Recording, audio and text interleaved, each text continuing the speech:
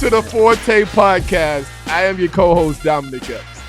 And I'm your co-host, Randall Monfisty. And we are here to dive into your lane of greatness to discover what comes easy for you that may not be easy for all others. Everyone's a genius, from the 9-to-5 employee to the Fortune 500 billionaire. We're here to highlight those attributes through dialogue and interviews with amazing guests. Absolutely. So listen, I got one question for you. What's that, bro? What's your forte? Well, what's your forte? Let's go, man. Let's go. Man. Hey, man. First off, man. You good? Yeah, You done had a few martinis already? yeah. All right, y'all. Listen up, y'all. Today's a special day. It's my bro's birthday. I think that's why he was all messed up.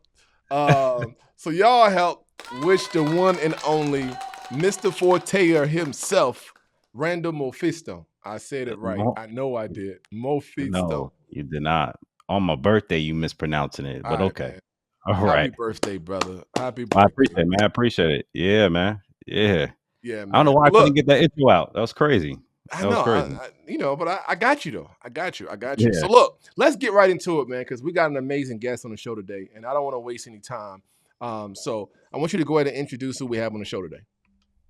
All right. If you want to do Airbnb, do you really have to be the person to host? And when I mean host, do you have to be the one to try to find the people to put into the house, the people to take care of the house when it comes to cleaning up after the B&B residents leave? Here we're going to talk about how you could put your property up and not have to deal with none of the hassle. So our guest today does just that. He takes all the responsibility, and you get to reap the benefits of having continued rent each month.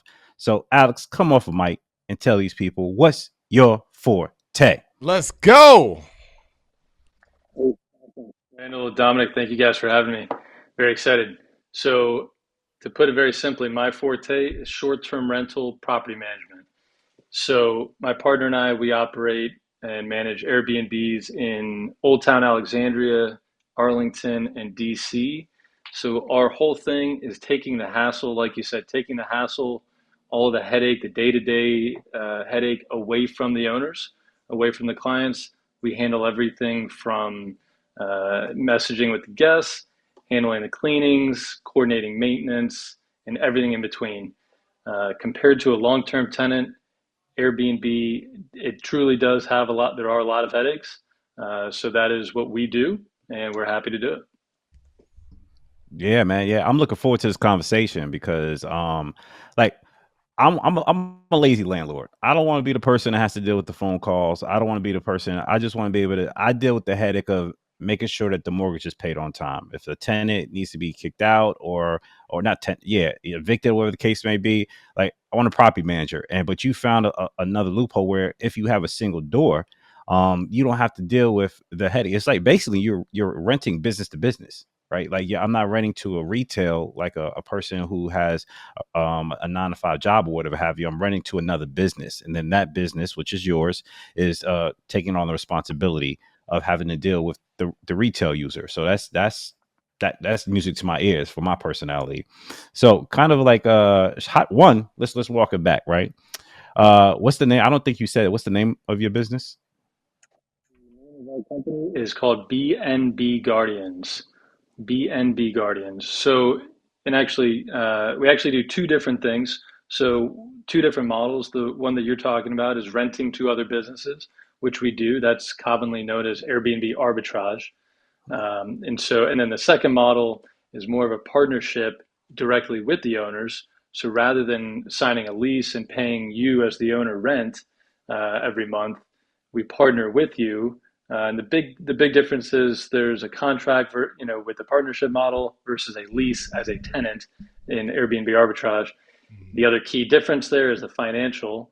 With Airbnb arbitrage, you as the tenant, in this case me doing Airbnb arbitrage, I would be responsible for paying for all of the furniture, every single expense, including utilities as a normal tenant would. Versus the partnership model, we're simply managing the property for you as the owner. you as the owner, you're responsible for paying for all the cost, utilities, consumable items like a welcome basket, snacks, and things like that, toilet paper, as well as all of the capital expenditures like furniture and any appliances, things like that. So let's do this, Alex, before we continue to dive in, right? Because this is an area that was really popping, and then COVID hit and things kind of slowed down, but now it's picking back up. But we want to get into who you are. So let our listeners and our viewers know a little bit about yourself. Where are you from, right? And tell us a little bit about your upbringing. Sure. I grew up in Northern Virginia. I grew up in Vienna. I went to school in Norfolk at ODU. After graduating, moved back to the area here in Northern Virginia. Worked there for a couple of years, and then moved to Wyoming in search of some long winters. Did a lot of skiing and climbing mountains and all that stuff. And as soon as I came back here, worked in some different jobs, and then I started a company in 2021, but which I still have. That's a landscape lighting company. So I started my kind of entrepreneurial journey in 2021. So really not that long ago, but it was extremely eye-opening. As soon as I did it, like, oh my God, I can make how much money on my own compared to 2 weeks for a normal job, whatever. And so that's when I started as an entrepreneur in 2021. And then I started the Airbnb company the following year, 2022. A lot of kind of self-education, doing courses, all the, really investing in myself, so to speak, in the summer of 2022. Actually, while my business partner was deployed with the Navy, and then when he got back, he joined in the fall, and that's when we started our first property. It was in October 2022. Man, that story sounds a lot like me and Dom. So me and Dom met when we were both in the Navy. I stayed in, and Dom kind of, when we first started becoming partners in real estate, like he was the one while I was on deployment taking care of the bulk of the load. So yeah, like I definitely understand that dynamic that y'all had, and it's dope that y'all are able to continue to keep things going. Yep. So the lighting company, you still actively do that, or you kind of pivoted now fully B&B? So, a little bit of both. So I definitely still am actively doing lighting jobs. Potomac, Maryland, Great Falls, Vienna, all these places, mostly in Virginia. But last year we tried to take more of a focus to grow the Airbnb company, and so I specifically did less lighting jobs last year compared to 2021, which was the first year for the lighting company. And funny enough, and we can get into this in a little bit, but when we tried to focus more on growing the Airbnb company last year, that's actually when we plateaued a bit. And then it wasn't until we reinvested through a different course into learning and really focusing in on mindset and a lot of different things about 8 months ago, like last fall. That's when we really started to grow. But when last year, when I thought, like, let's say last spring of 2023, when I thought, all right, now we really need to focus on growing. What are we going to do? I don't know. We didn't know what we didn't know.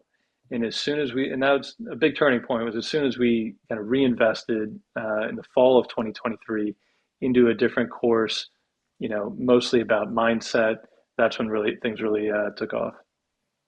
Got you. So let's talk about that, right? Like I want to talk about, like, everybody talks about the great things, all the things that work. That's what you see on Instagram, and I think that sets people up for failure. They go in thinking it's gonna be hunky dory within the first 3-4 months. Like I'm gonna be smooth sailing.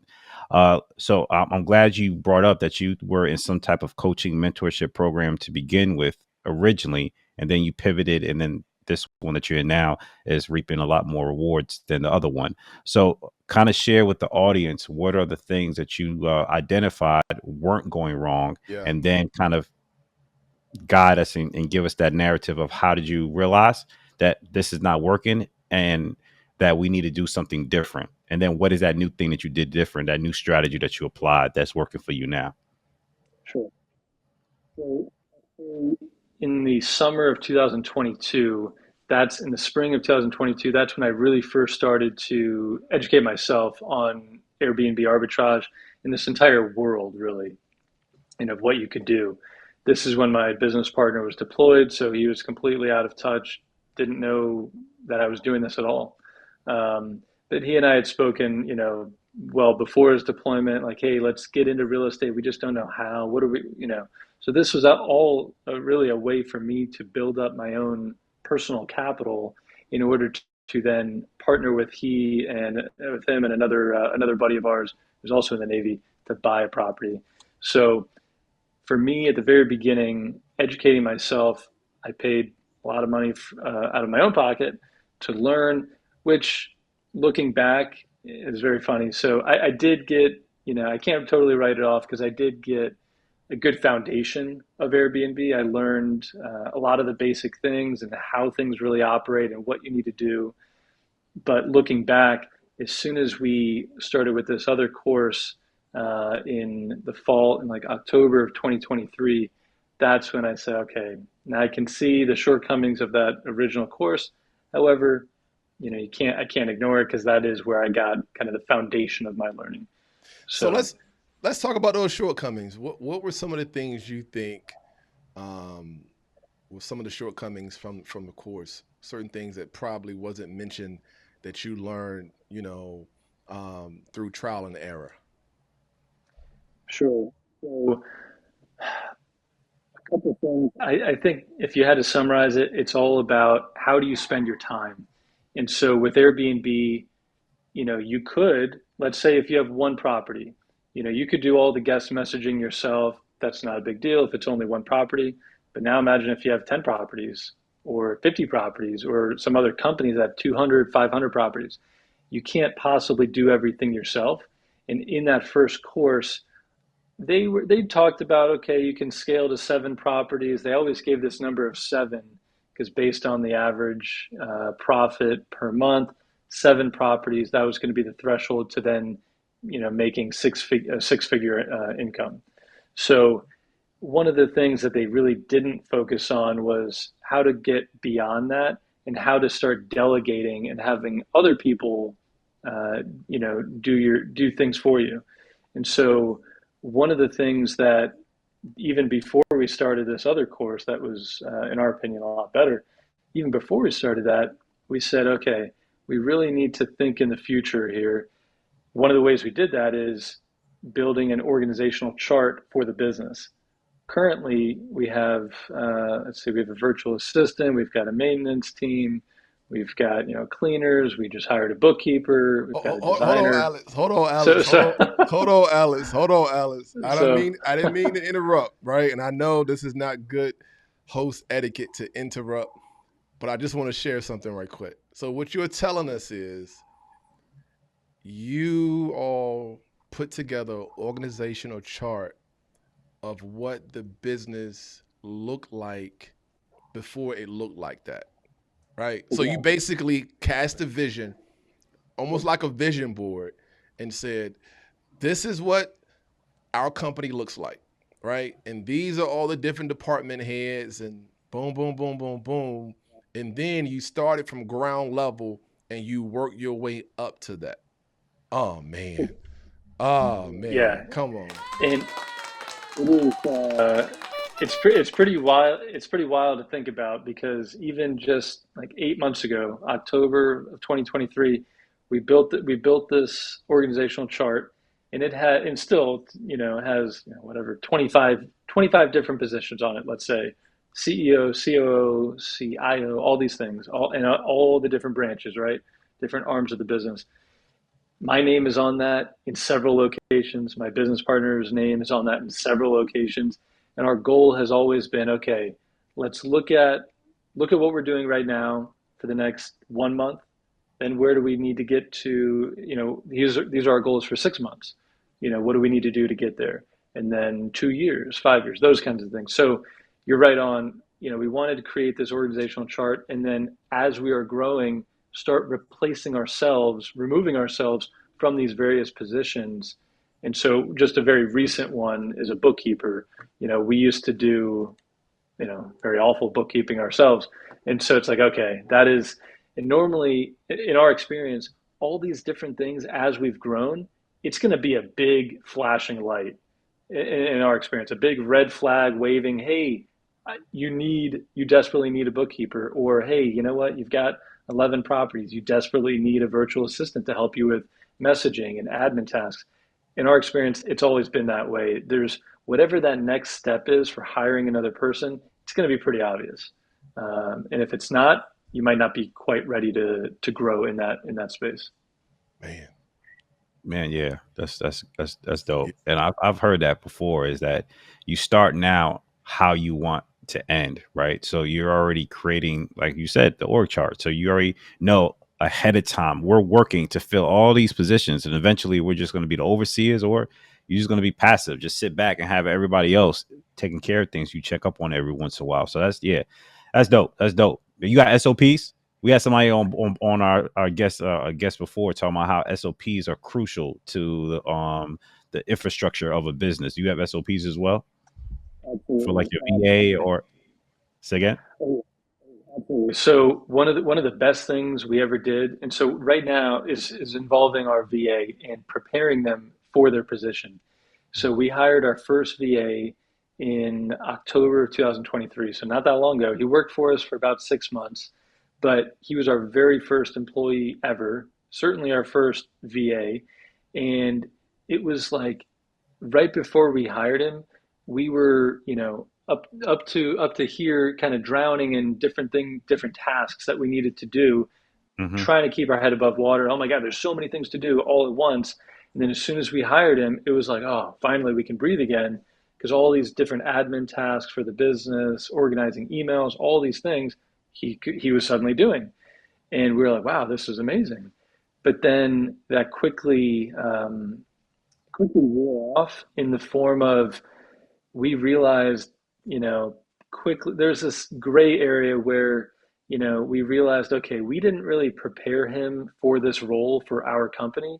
And we're also seeing that he is not exactly as qualified as he led us to believe when we Mm-hmm. were interviewing people. So, we weren't sure at that time, like throughout the winter and for the first few months of his employment, we weren't sure, is this something that we should be doing differently? Is it him or is it us? Yeah, I don't know. So we didn't, he stayed on with us for about 6 months. And then we finally said, okay, there are also in the last month or two that he was working for us, we were building SOPs. We were building a 2-week onboarding for a new virtual assistant. And, we weren't setting him up to fail. We wanted him to succeed. We gave him all the chances we could. And eventually there were just so many things that, I would call them like day one things or week one things that even 5.5 months later, he was still just not doing correctly. So Mm. we couldn't keep down that road. So then when we were hiring our new virtual assistant, two of the requirements right away for a new virtual assistant for us at that time was you must be a former Airbnb employee in guest, customer service. So the backside, how Airbnb operates. And then you must also have short-term rental management experience in the form of, virtual assistant. So, and we found what we believe is the female Michael Jordan of VAs. She is amazing. So, but one of the best things we did was put in the work before hiring her, before even interviewing her, before we even met her, for months, creating these SOPs, creating dozens of onboarding videos, like screen sharing videos, things like that, for every procedure we could think of for that role. And so we're working on the same thing for additional roles as well. Like, hey, what's the next position we need to hire? We've got a designer. It's kind of like a commission based thing, and we're starting with sales as well. So we're developing these different roles and SOPs for these future roles as well. And that's one of the things about the business, just any business, that people don't always think about when they're starting a new business or when they want to start a new business. There are 1 million things that you could be doing. And, there's always more to do as a business owner. That's good, man. So So here's my question, Alex. So for someone that's looking to get started into Airbnb, right? Because there's so many different YouTube videos, there's so many different YouTube Airbnb gurus who have courses or giving out information on how to get started, right? What would you say for someone that's watching and they want to, because they're seeing people post how much money they made, right? What would you say are some simple steps someone should take prior to hosting or listing their first property as being a host? A couple things. I would say it depends on, if you are a homeowner and you want to be an Airbnb host, I would find, maybe find a management company, find a mentor, which is easier said than done. But if you are similarly, if you are like when we started, we don't own any of these properties. We manage other people's properties or we lease properties. To filter through, because there are definitely a lot of Instagram pages, there are a lot of YouTubers that talk about all the good stuff, all the Ferraris and all that stuff. And that's fun for content. It's fun to consume that, but and there are some things to certainly gain from that. But I would say the best thing to do, a free thing to do, is go to a meetup, find an Airbnb or real estate, even any real estate meetup, and then meet someone there who knows something about Airbnb. Um, so that'd probably be a good place to start. I would soak up as much free content um, in a smart way on YouTube. Don't just watch these videos that have the cool headlines and taglines of like how I afford a Ferrari. Like, okay, anyone can afford a Ferrari if you have a good job. But specifically with Airbnb, you've got to find the right person, and as soon as you can watch a few different people, see if there's anyone that stands out. And I'm trying to remember back when I was doing it, and unfortunately, that first course that I did, I kind of, and I don't want to say the name now, but the first course that I did, again, it did give me a foundation, but I don't think it was worth the money that I paid for it. I'll say that. And it's funny, we went to a conference in February in Nashville, um, and Airbnb short-term rental wealth conference, which was a great opportunity. And when we were there, we met all of the industry leaders. This one very famous YouTuber in particular, the most humble guy, and we chatted with him in a bar after like the day's events. He met with there was basically a line of people waiting to talk to him. He's just very well known. And so we chatted with him for about 15 minutes just about our individual properties and pricing strategies and different things. And again, even in that conversation with him, without me confirming it, he said, "Yeah, it's unfortunate people sign up for some of these different courses." He rattled off a few names, and I was like, "Yeah, guilty." So for someone starting out, I would say try to find a mentor, try to go to a meetup, try to find someone locally who has some experience. You can also look on Airbnb.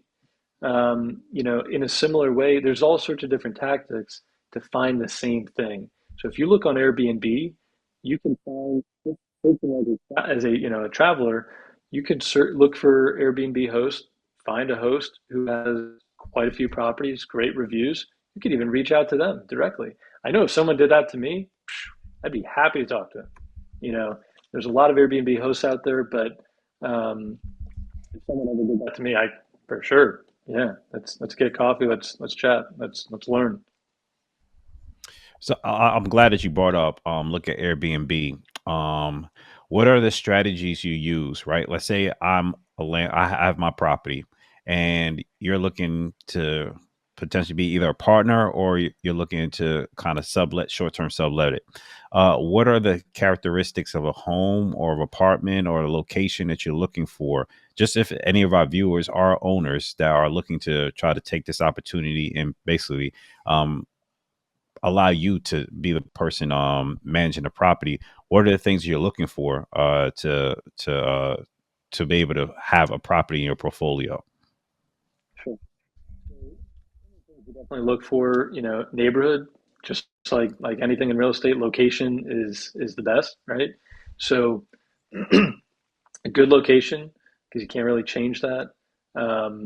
certain amenities. So if it has parking, does it have off-street parking? How big is the place? Is there any unique features or unique amenities like a swimming pool or something? You might not like the insurance that comes with that, but there's, I would say unique amenities, unique charm of the property. Like I could think of one property we started last year. As soon as I saw this property available for rent in Alexandria, I think I was one of the very first people to call. They were searching for a long-term tenant, and I was one of the first people to call them, kind of put this idea over the phone. Met them the very next day. Met the owner and his realtor the very next day, and then we signed papers just a couple of days later. Um, so things that we're looking for, I would say location is the best, but then beyond that, unique amenities. And let's say a property is not furnished. Like let's say some of your listeners have properties that they're not quite furnished. I would say don't furnish it on your own. Reach out to a management company, reach out to us, and we guide you through that entire process. We'll help you with the entire design from start to finish because there's a lot of things. And this is funny, but Airbnb is similar to like as an Airbnb traveler, it's similar to like online dating. You're just swiping through different listings in whatever area, whatever search parameters you have for how many bedrooms, different things. You're going to flip through the first 5 or 7 pictures of an Airbnb listing before you click it open and actually learn more about that property. So if you're not blown away in those first 5 to 7 pictures, you're just going to skip on and just keep scrolling to the next property. So as that pertains to design, there's a lot of things that an Airbnb, a short-term rental property, you would want versus a long-term tenant might not care about an accent wall. A long-term tenant might not care about a textured wall, accent wall with like different, wood slats on it and different things like that. They might not, a long-term tenant might not appreciate like, hey, this kind of funky design or something. But when Airbnb guests are only staying for, let's say, 5 nights or 7 nights or something, it's all about what is jumping off the screen when they're flipping through different listings, searching for a place to stay, whether it's vacation or work travel. They want to experience something new because guess what? They're only there for a handful of days. So they want something cool. Are you using other Airbnbs that are on Airbnb, like other, I guess, condos, homes, as an example to say, okay, this is what the market is like, the top tier type of homes or condos that are being Airbnb'd out. This is what they look like. And you try to compare to that. Like I can imagine here in DC area, you want something modern, sleek and all of that. But if you go maybe southern states, maybe they want the more woody cabin feel. So are you justifying the way you approach designing someone's home for Airbnb based off of what the market looks like from other homes that are on Airbnb in that area? Yes and no. You don't necessarily, like, you want to stand out in a good way. And there's also definitely a balance, certain, Airbnb clients of ours, you know, they might be nervous about the process. Some people have different levels of risk, right? We have a client who, we did this great design with this is kind of a loud color, but like a teal and blue concept, wall and blue pillows and blankets and things like that. And we even painted it. And then when it was final, and we tested it with her, oh yeah, I'm happy with that. And then as soon as it was actually up on the wall, she got totally scared and nope, never mind, paint it, eggshell white. And it was like, Mhm. oh my God. So sometimes so basically there's different levels of risk. And as you grow with a client, like we have some clients that have multiple properties that we manage for them. And on the very first one, they were a little bit more, cautious, and then they see the results and they say, okay, all right, yep, you can have more freedom to design things a little bit more. As for specifics of like, by the region, I would say things like that. Certainly if it's like a cabin or something, yes, that you would want that to have a certain aesthetic, certain design feel to it. And actually, we might not have time today, we're designing with a client of ours. He's building two brand new cabins out in the Shenandoah Valley. They'll be done in like a month. We're going to Mm. manage both of those. Both of those are very modern looking cabins, so it's a very interesting idea. And he's a builder; he loves building everything. But so there's you definitely have to take some different design elements, but you shouldn't look at the region as like the one factor. Like we have some pretty funky designs in Old Town Alexandria that you would Mm. not like a Southwest kind of New Mexico, Arizona desert type vibe in one design. And we have another one that is a total. We used to call it the digital detox. Now it's called the nature oasis. Um, but that has a lot of greenery, a lot of fake plants everywhere, as just a total escape from your normal digital world. So we specifically do not have a TV in that unit. We encourage people to put their phone. We had this custom walnut box made up on the wall, so you can put your phone in when you step in the door. So there's all sorts of different things you can do.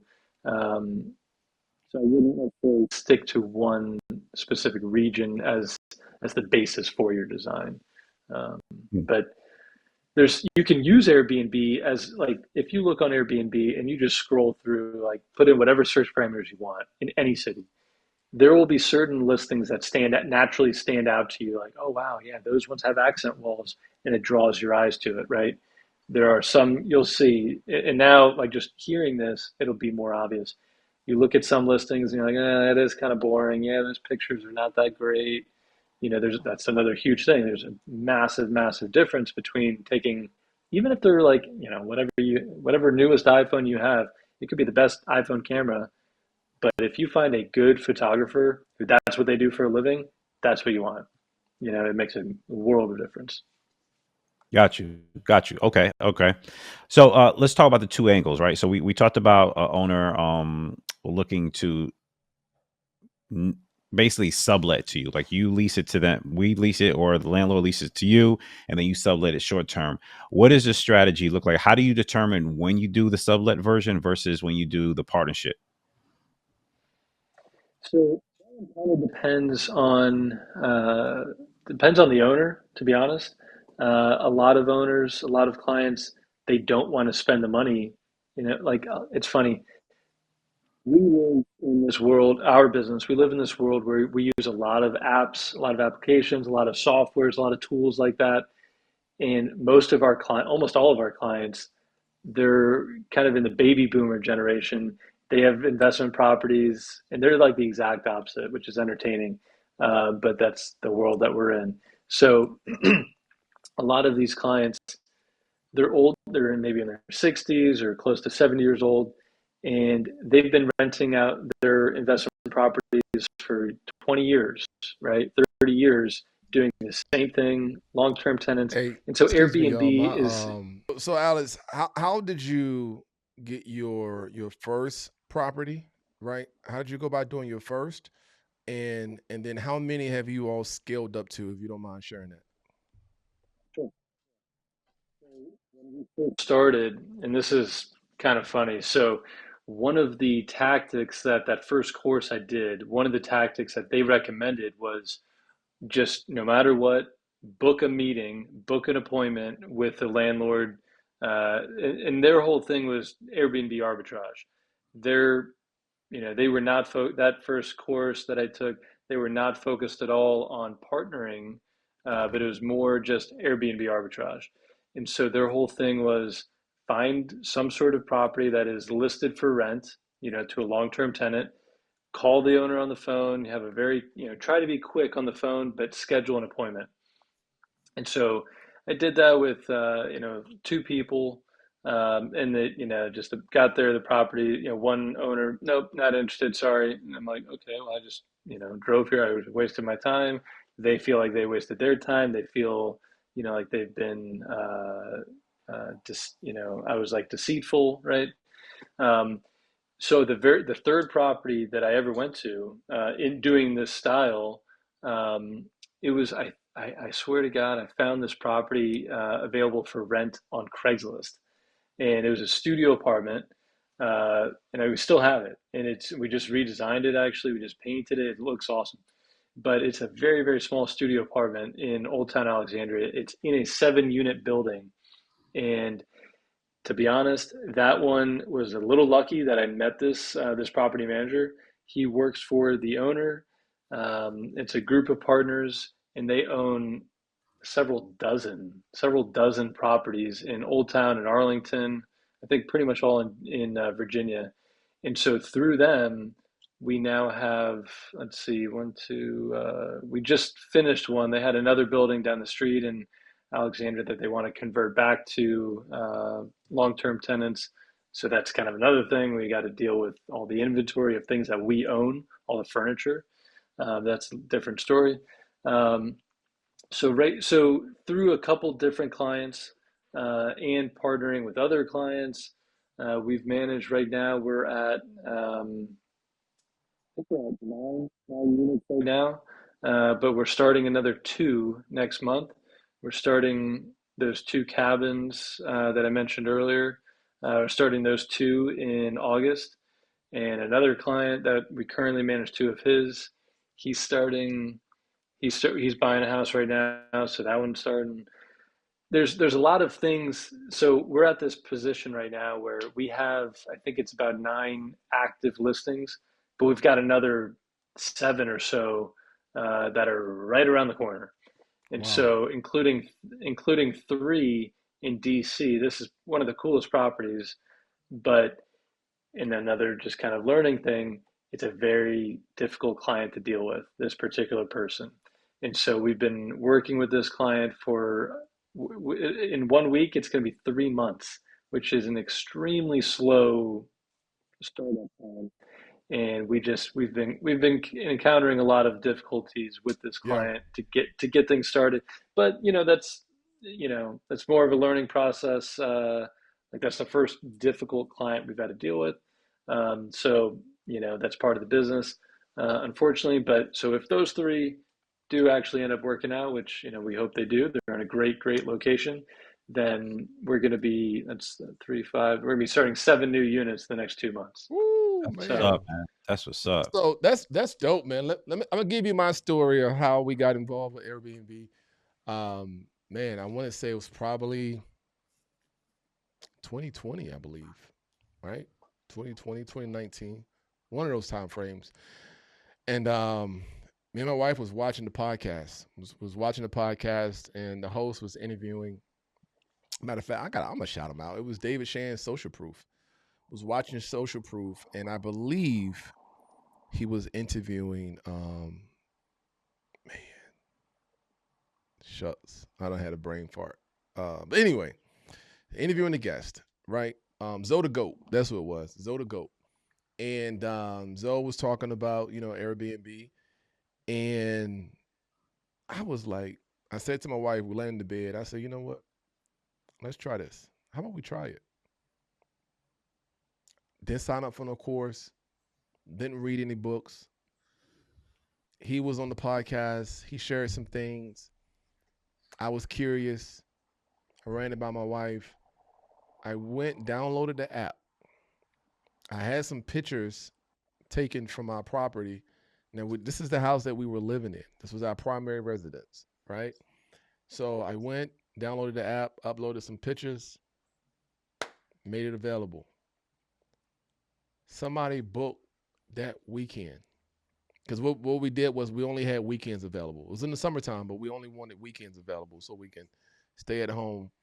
And we were shocked that somebody booked, and I think we were doing, I don't know, man, whatever the amount was, and we just did the summertime. So we would, on the weekend, when somebody would check in Friday, check out Sunday. We either go to her mom's house and stay, or we go to a hotel and stay, right? And we put locks on our closets, so no one can have access to the closets. And everything else is either in the safe or whatever the case may be. And we just tried it out. So let's just try it for the summer. And it wasn't even the full summer. It was like 2.5 months. And in 2.5 months, we made $9,000. I said, Oh my gosh.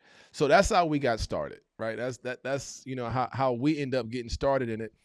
And man, it is great, but there are challenges if you're not prepared. So my wife did end up signing up for a course, right? Because you get that beginner's luck, right? And then you start getting real when you start having, you start learning about, different nuances and things. And one of our failures or challenges was somebody booked a month, and this was recently. We have another one. Someone booked a whole month. Okay, y'all know it's hot outside, and the AC upstairs, because there's two units. There's a AC unit for downstairs and one for upstairs. The upstairs unit not working, and they booked the whole month. Airbnb already paid us for the month, right? And they was in their second week with no AC. Hmm. And they sent me a picture of the thermostat. And a guy said, it's so hot in here. One of my coworkers decided to go sleep in his truck. So hopefully we get a good review or no review. Or no review, right? When they check out. But of course, I mean, we end up putting a new unit in there and everything. The warranty covered it because it was supposed to be a brand new unit. But it was interesting, man. So if you could share with us, what is one of the most challenges that you have faced with a guest? Your greatest challenges. Yeah. Biggest challenges with a guest. The first one that comes to mind is actually a very similar, a recent example, a brand new unit. This is an AC problem. We just had, but you know what, actually? I'll give you a different example. Also heat related, but heat and AC related. This was with our very first property, which we still have. And this was when this is a better example because I was a brand new host. This is when, like, right around Thanksgiving of 2022, in this small little studio apartment, and the heat was not working. And this guest was like on their first night. And this was maybe like week two of hosting for me. Mm. And they were just, and I felt so bad, right? I truly want everyone to have a great experience. And something like this, like if you're hot when you're sleeping or you're freezing cold, it's miserable, and so they did not have heat that first night. They sent me a message at like 5 in the morning, and they were not supposed to check out. I think they originally had like maybe a 4 night stay. They left after the first night. They said they slept, obviously just awful, frozen. And I was like, you know what? Of course, no questions asked. Here's a refund for the rest of I think that your entire stay. Um, and so that was very early on in hosting. That was like week two, the very first unit. I'm like, oh my God, what is, and that I felt, in that case, I didn't own the building. I didn't own, anything. I owned the furniture and that's it. But the building was responsible for, the owners of the building, they're responsible for the heat and AC and any building related, utilities and things. And so the best that we could do is, and so I think that very day, I went out and bought a space heater. I'm like, okay, well, guess what? Just got added to the inventory list for starting up a new unit. Some sort of fan and space heater. And even just recently, with a brand new unit that we started with a client, so they were we're managing for them. Uh, it's 2 units, upstairs and down, English basement in DC, and the upstairs unit had some sort of problem with the AC.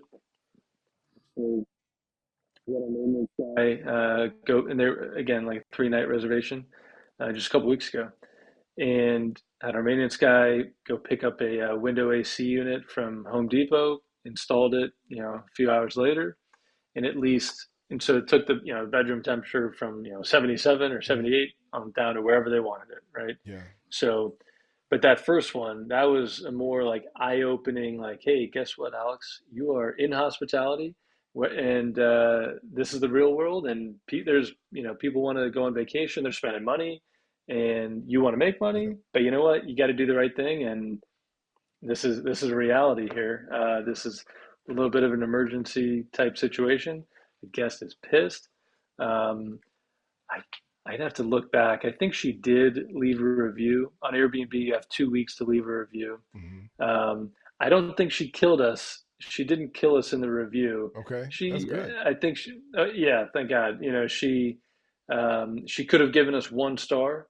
Like something that would just destroy you when you're a Yeah, new host. yeah. Um, Can't get super host so that way. You can't get super host that way.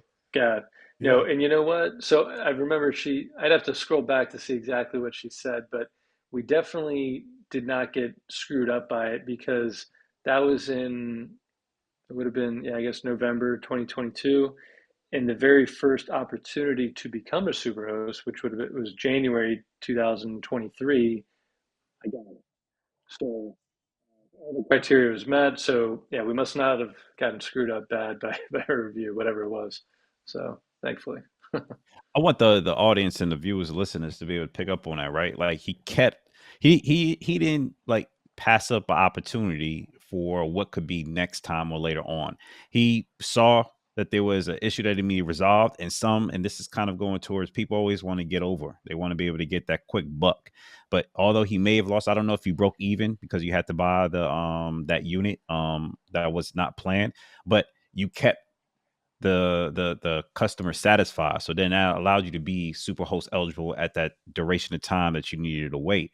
And I want people to take heed to that, is that every time that you keep the sale or you keep the client within reason satisfied, that it will pay off in the long run. So don't try to nickel and dime and get over on people. Like, think the long game. Think about how this affects whatever you're trying to do with your business in the long run. So that's what I took away from that story. And I hope That's right. that viewers Right. picked up on that as well. Customer service, Yeah. man. Yeah. Customer service takes you a long way, right? And just over delivering, you know. But it was something that, and I know we're going to wrap this up because we did a lot tonight. But Alice, it was something that you mentioned, man. I got to go back to this because it really blessed me when you talked about the organizational chart and how that, when you all started this business, you went from landscaping and lighting, which you still do, right? So I can only imagine how well the yards are on these properties. Because I'm like, I know you got it hooked up, right?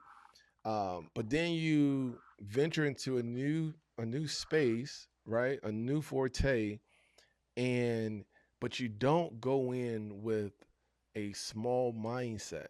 You go in larger than life, right? And say, hey, this is what we're going to grow this to. So we're going to go ahead and go and prepare for that. Is that something you learned from a course or from a mentor? Like, where'd you get that from? Because most people don't think like that. They only want to, focus on the day to day, right? And they're not thinking about 5, 10 years from now. They're thinking about right now, okay, well, this is what we can manage today. So we're going to manage, this one property, and we're going to focus on what our roles are, our responsibilities are, right? But for you to take it and say, hey, listen, this is what we're going to build this thing out to. Okay. And right now we both have 5 or 10 hats, but there's employees that's going to fill these spaces, but we're going to cover it for now, but they want to fill these spaces. Where did that come from? I'm just curious. Like, where did you get that mindset to even think like that? Well, pinpoint that, but what I will say is the the actual structure of that organizational chart, you know, organizing it in that way, that definitely came from my business partner. So I got to tip my hat to him. So to George. So, but the mindset, I think, as both of us, is just constantly reading books.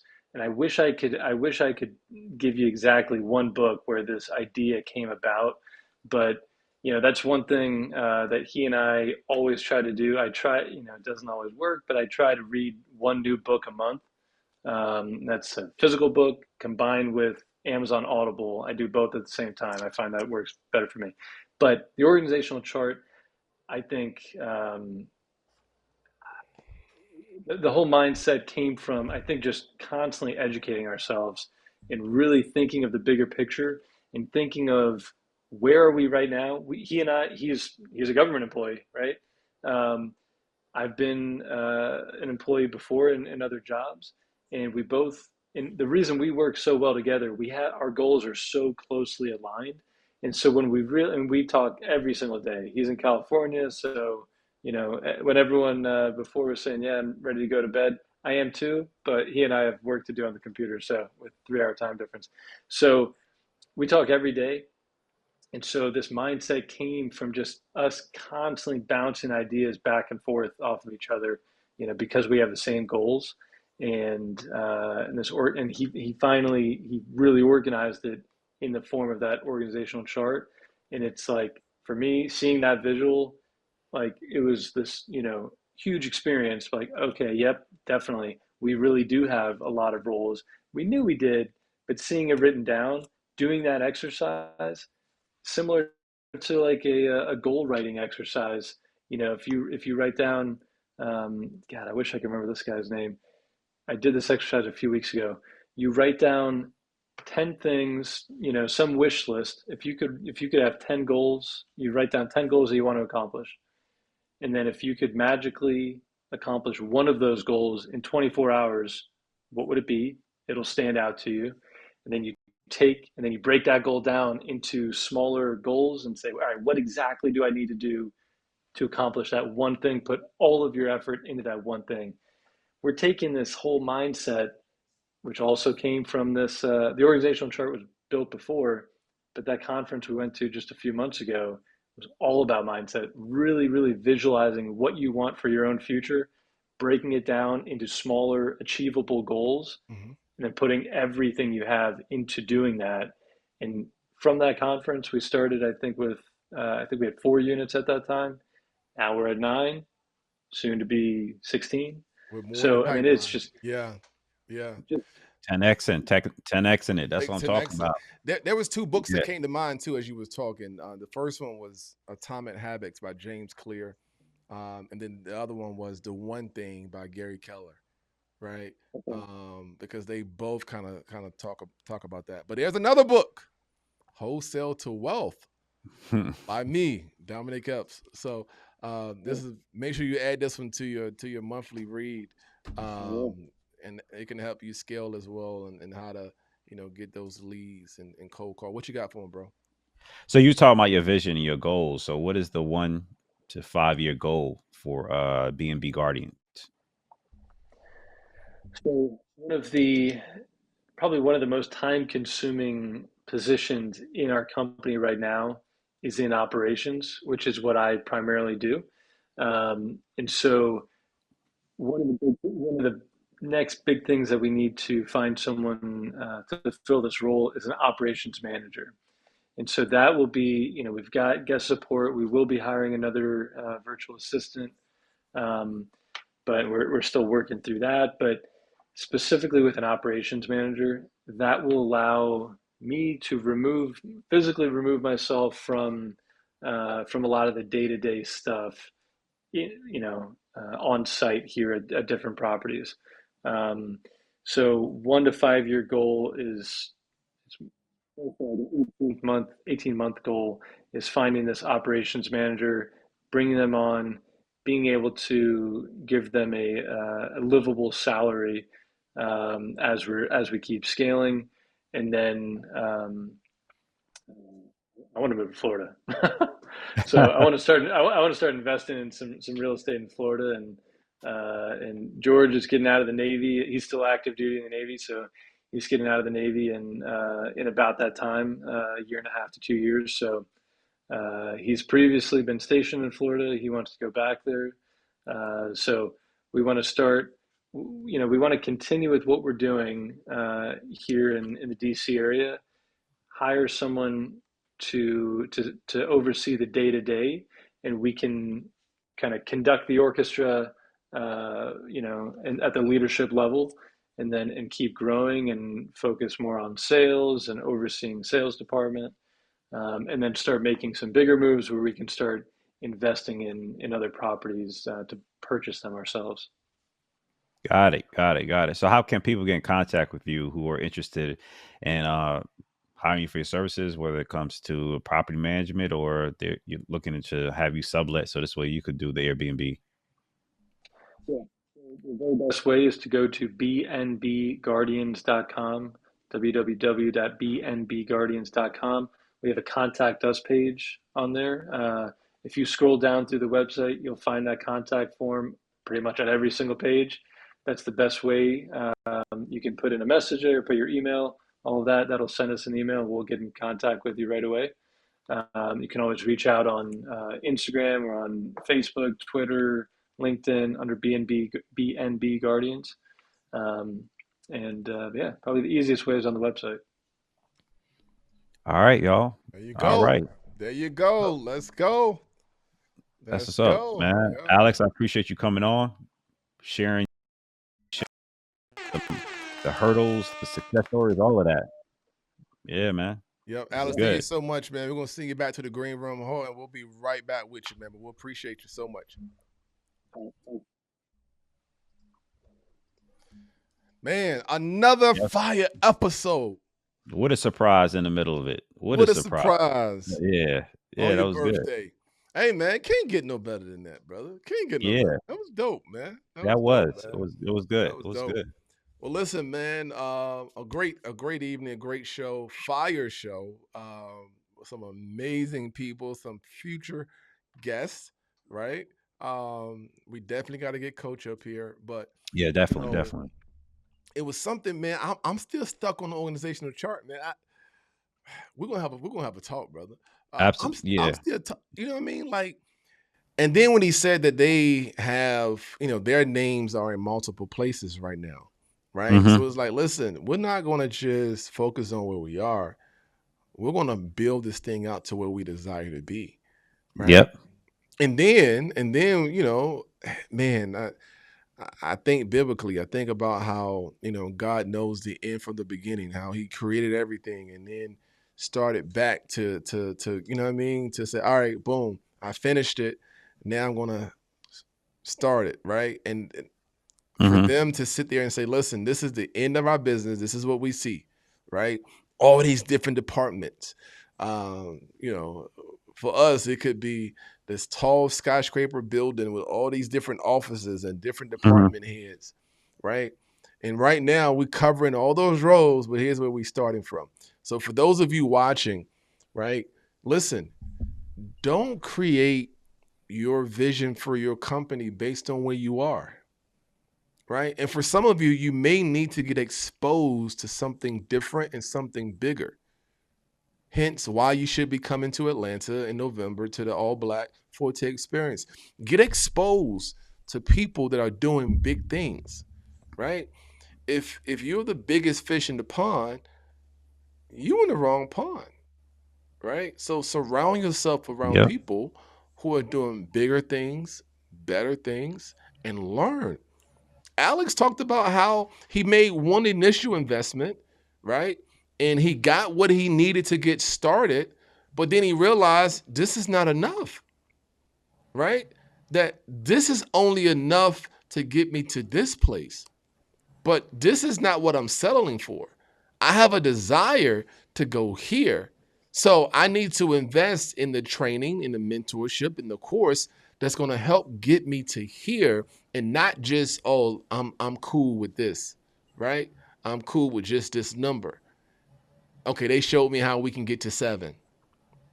But it's like, no, what can we do with 50? How can we scale to 50? How can we scale to 500, right? Why are we just focusing on 7? 7 is good. 7 is good for starting. 7, the number of completion. I got you. But I want to go beyond that. I don't want to stay right there. Hey, Alex, man, he gave us, man, that was fire, bro. That was fire. Yeah, it's definitely, man. On your birthday. Happy birthday, brother. Appreciate it, man. Happy birthday, brother. I think that right there, man, was a good birthday gift. Yeah. Old man. I ain't gonna lie. My energy's low. Battery running out. We out of here. We thank y'all so much for another fire episode. The Forte Podcast. What's your forte? Hey, let's go. We out of here, man. We appreciate y'all.